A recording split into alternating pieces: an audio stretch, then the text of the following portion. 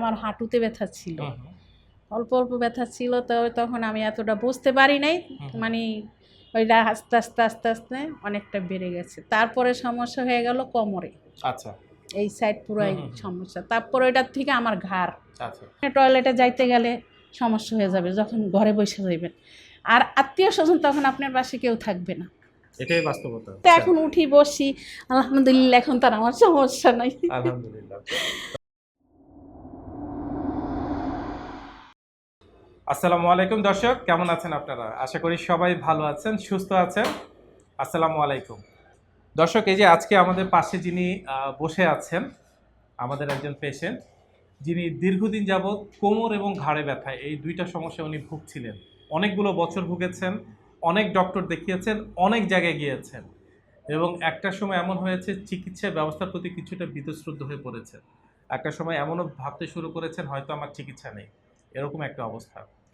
But হঠাৎ করে একদিন উনি সন্ধান পান ডিপিআরসি হসপিটাল, ঢাকা শ্যামলী, যেখানে সম্পূর্ণ অপারেশনবিহীনভাবে এই চিকিৎসাগুলো করা হয়, এবং দেরি না করে সরাসরি আমাদের কাছে চলে আসেন।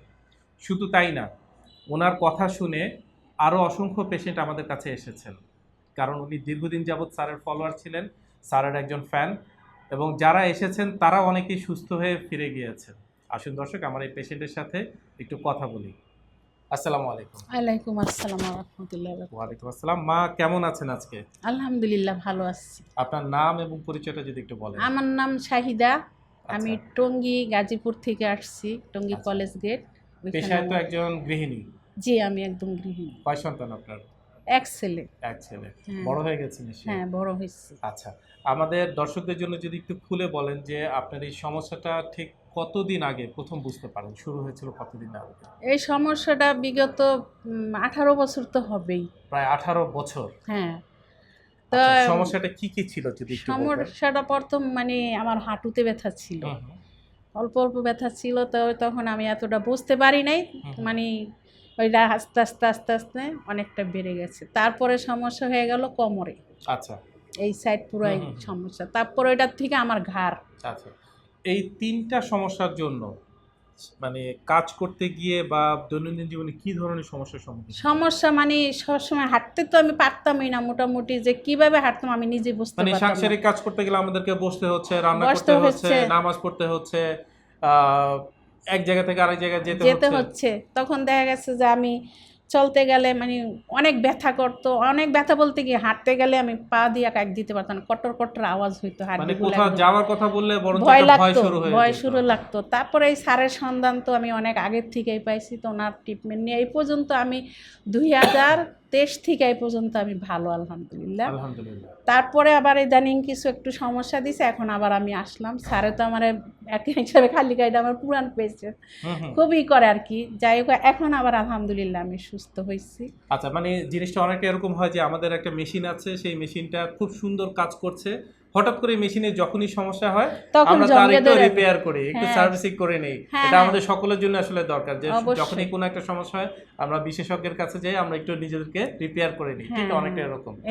তো এই যে হাঁটু ব্যথা নিয়ে দীর্ঘ বলছেন যে এত বছর, এবং কোমর ব্যথা নিয়ে প্রায় 18 বছর, তো আপনার কি মনে হয় না যে 18 বছর আগে যদি আপনি এর সন্ধান পেতেন, জীবন থেকে এত সুন্দর সময়গুলো কখনো হারিয়ে যেত না? অবশ্যই জীবনটাকে আরো সুন্দর করে আরো উপভোগ সুন্দর করতে করে পারতেন, গুছাইতে পারতাম, নিজের পরিবারকে আরো সুন্দর সময় দিতে পারতেন, আত্মীয় স্বজনকে ভালো সময় দিতে পারতেন। অবশ্যই অবশ্যই। এটা সবসময় আমি অনুতপ্ত যে আমি তখন কেন সন্ধান পাই না, আর এইগুলো আমি কেন জানতাম না।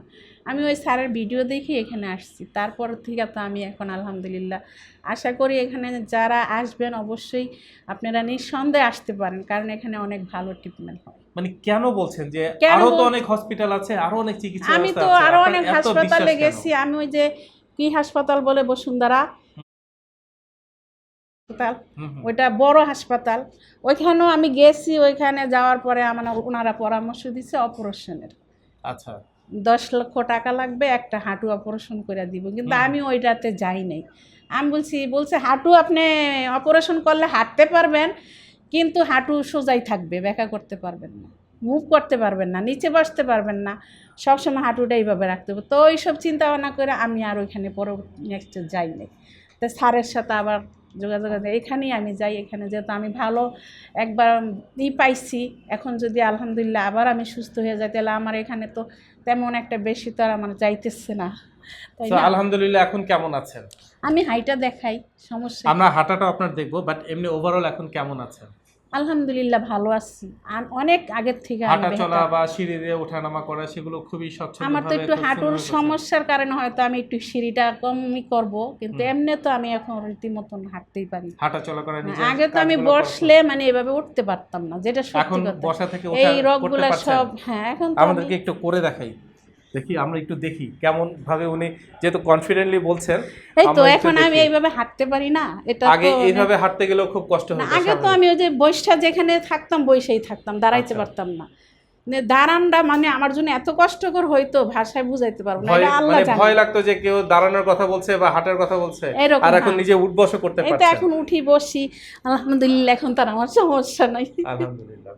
দর্শক আসলে না এই যে- এখন আমি মানে হয়তো বা আমার একটু ওজনটা বেশি, সেই জন্য হয়তো একটু স্যারে বলছে ওজন কমাইলে ইনশাল্লাহ আপনি পুরোপুরি, আমি 100% না দিলেও 90% আপনি ঠিক হয়ে যাবেন। দর্শকদের জন্য তো দর্শকদের জন্য আমি এইটাই বলবো, আপনারা আসেন, আমার মতন যারা এভাবে অসুস্থ হয়ে গেছেন বা ঘরে বৈশা বৈশা কাঁদতেছেন, কান্নাকাটি না কইরা এখানে চলে আসেন, ইনশাল্লাহ ভালো ফলাফল পাবেন। আর যারা এত কষ্ট করে আপনাকে ট্রিটমেন্ট দিয়েছে তাদের আর ব্যবহার, যারা তাদের আচরণ- আমাদেরকে ট্রিটমেন্ট দিয়েছে তাদের তো বলার কোনো ভাষাই নেই, তারা খুবই ভালো। আমাদের মেয়েদের মতন ওরা খুব, যখন যেটা আমরা বলি শোনে, আর জিজ্ঞেস করে বারবার, আন্টি কোনো সমস্যা হলে বলবেন, ব্যথা লাগলে বলবেন, ভালো ট্রিটমেন্ট দিয়েছে এইটাই আর কি, আলহামদুলিল্লাহ। তা আসেন, এটা নিয়ে বৈশা থেকে মানে ভুবনের চাইতে চিকিৎসা করা সুস্থ বাচ্চা অনেক ভালো। যেহেতু মনে করেন আপনি টয়লেটে যাইতে গেলে সমস্যা হয়ে যাবে যখন ঘরে বসে যাইবেন, আর আত্মীয় স্বজন তখন আপনার পাশে কেউ থাকবে না, এটাই বাস্তবতা। ছেলে সন্তানও থাকবে না, তাই নিজের ভাবনা নিজে আগে করাই ভালো। আলহামদুলিল্লাহ আমি ভালো হয়েছি। আপনারা আসেন, আপনাদের কাছে আমার অনুরোধ, আইসা দেখেন, পরে বলবেন আমি যা বলছি সত্যি কথা বলছি। দর্শক আমি কিন্তু দর্শক এখানে হাইটে আসতে পারি না, আমি হিসাবে একদম হুইল চেয়ারে আসছি, তো এখন তো আমি হাঁটতে পারি, তাই না? অবশ্যই এইটার স্যার কি লাগে, আলহামদুলিল্লাহ ম্যাজিকের মতো না। ম্যাজিকের মতনই হয়ে গেছে। এখানে অনেক আধুনিক চিকিৎসা, এখানে কোনো সমস্যা নাই, সব পাইবেন এখানে, আসবেন অবশ্যই আপনারা। আলহামদুলিল্লাহ, আপনারা সবাই আমার জন্য দোয়া করবেন। আসসালামু আলাইকুম। দর্শক কথাগুলো কিন্তু শুনতেছি, আমিও শুনতেছি, ম্যাজিকের মতো আমার কাছেও মনে হচ্ছে।